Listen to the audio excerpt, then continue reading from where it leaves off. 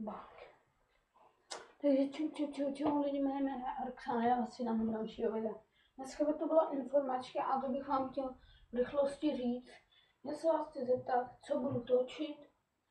Můžete si vybrat jakoukoliv hru, si koupím, nebo Hexit, to je to druhý, Packit, Future Crafting, Battlefield 4 nebo Dead Rising 3. To je všechno, ještě bych vám teda chtěl říct.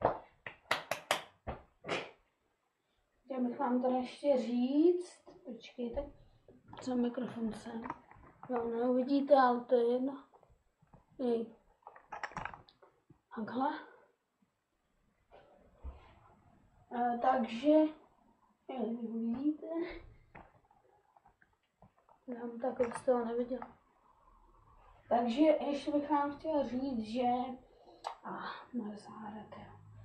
Ještě bych vám chtěl říct, že soutěž nebude moc být vyhlášena, protože máme jenom 2 loga a potřebuji minimálně 4, abych mohl vyhodnotit 3.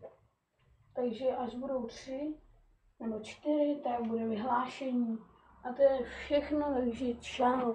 A ten čokolád.